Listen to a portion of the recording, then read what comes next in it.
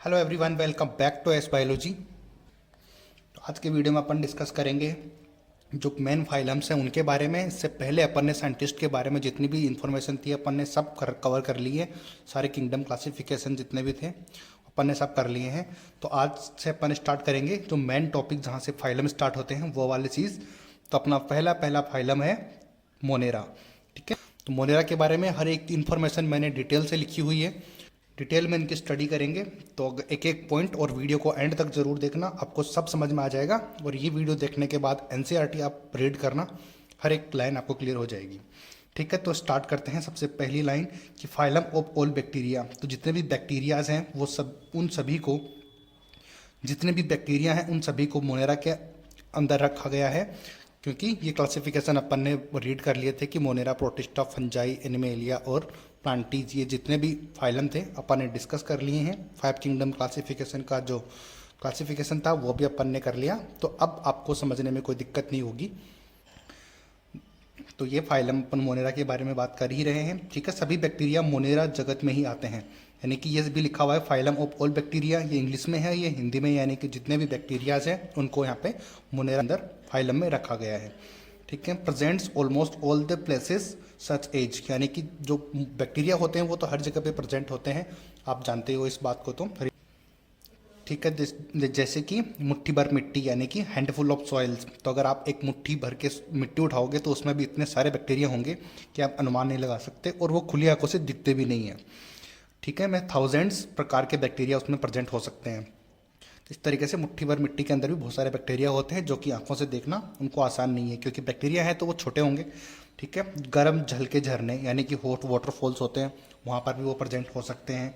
Desert areas, वहाँ पर भी वो प्रेजेंट हो सकते हैं।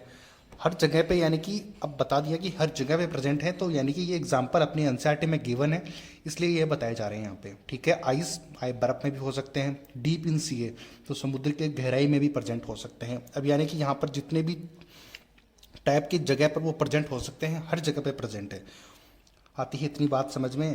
प्रतिकूल स्थानों यानी कि अनफेवरेबल जो प्लेसेस होते हैं वहाँ पर भी प्रेजेंट हो सकते हैं, जहाँ पे दूसरे जो एनिमल्स हैं, दूसरे जो प्लांट्स हैं वो मुश्किल से ही रह पाते हैं, वो दूसरे जीव बड़ी मुश्किल से रहते हो, वहाँ पर भी ये प्रेजेंट हो सकते हैं। तो यानी कि एक वो चीज़ माइंड में, एक बात माइंड में आप सेट कर लो कि ये हर जगह पे प्रेजेंट होंगे जहाँ पर कोई और नहीं प्रेजेंट हो सकता, और जहाँ पे कोई दूसरे प्रेजेंट होंगे वहाँ पर तो ये इजीली हो ही सकते हैं जब दूसरी जगह पर ही रह सकते हैं। तो ठीक है, पैरासाइट के रूप में भी प्रेजेंट हो सकते हैं हर एक जगह पर, और हर एक चीज़ के ऊपर ये प्रेजेंट हो सकते हैं, इसीलिए इनको बोल रहे हैं बैक्टीरिया। ठीक है, अब देखो type on the basis of shape. अब इनकी शेप किस किस टाइप की हो सकती है ये भी अपनी एनसीईआरटी में गिवन है, और अपन एक और करके इसको डिस्कस करते हैं, हम बता देंगे अब हर चीज़ को। ठीक है, ये देखो, अब देखो टाइप होती है। एक तो फर्स्ट होता है स्पेरिकल। स्पेरिकल मतलब गोलाकार, हिंदी में बोलते हैं, एग्जाम्पल है कोकस। ठीक है, अब रोड शेप हो सकता है, रेड शेप हो सकता है, यानी कि हिंदी में छड़ाकार बोलते हैं, एग्जाम्पल है बेसिलस। कोमा शेप के हो सकते हैं, इसका एग्जाम्पल है विब्रियो। और स्पाइरल शेप यानी कि सर्पिलाकार होते हैं, स्पाइरिलम। तो ये तो याद रह जाएंगे, इसमें कोई ज़्यादा बात नहीं है, अपने एनसीईआरटी में यही दिए हुए हैं, तो इनको आप रट लेना आसानी से। देखो ये नोट लिखा हुआ है यहाँ पर, structurally simple but difficult in, या फिर डिफिकल्ट या फिर टिपिकल इन द बिहेवियर।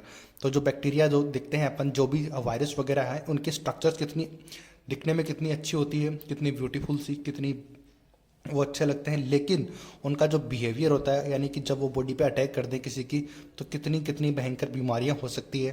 तो ये उनकी खूबसूरती से डिफाइन नहीं हो सकता।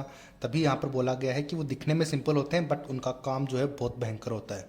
अब जैसे कि नीट वाले आप लोग हो, जैसे कि आप दिखने में बड़े क्यूट हो, लेकिन आपका काम जो है वो अंदर का आपका इंसान ही जानता है कि हाँ आप कितना हार्ड वर्क कर रहे हो।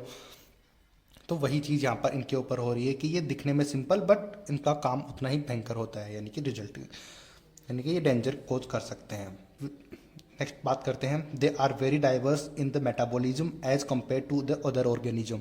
तो दूसरे ऑर्गेनिज्म का जितना जो मेटाबॉलिज्म होता है, जिसको उपापचय बोलते हैं, उसके कंपैरिजन में इनका जो ये जो मेटाबॉलिज्म है वो भी डिफरेंट होता है, क्योंकि कोई पैरासाइट है, कोई हेटेरोट्रॉप्स है, कोई समुद्र में रह रहा है, कोई बर्फ में रह रहा है, तो उसके अकॉर्डिंग उनका मेटाबॉलिज्म तो अलग होगा ही ना। तो ये बात यहाँ पर ये बतानी चाह रही है।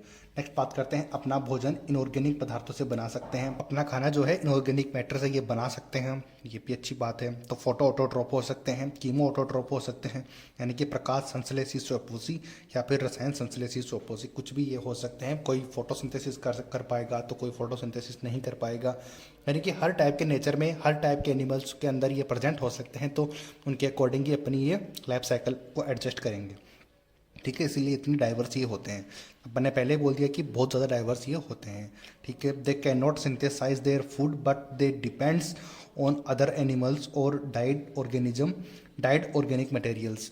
तो यानी कि ये अपना भोजन खुद नहीं बना सकते, यानी कि प्लांट की तरह ये स्वयंपोषी नहीं हो सकते, लेकिन बाकी जितने भी हो सकते हैं, स्वयंपोषी को छोड़ के बाकी जितने भी टाइप हो सकते हैं ये हो सकते हैं, क्योंकि इनके अंदर क्लोरोप्लास्ट नहीं प्रेजेंट। तो ये ऑटोट्रॉप तो हो नहीं सकते, आप समझ ही सकते हो इस बात को, क्योंकि बैक्टीरिया है तो बैक्टीरिया तो किसी दूसरे पे डिपेंड रहेगा। जैसे कि अपन है, अब आप सोचते होगे कि अपन तो अपना खाना खुद ही बनाते हैं, तो अपन खुद बनाते हैं, लेकिन किस चीज़ से बनाते हैं? क्या बनाने के लिए अपन को कोई कच्चा सामान भी तो चाहिए होता है। आटा कहाँ से आता है? तो वो पौधों से ही तो आता है। इसका मतलब अपन भी दूसरों के ऊपर डिपेंड है, अपन भी ऑटोट्रॉप्स नहीं है।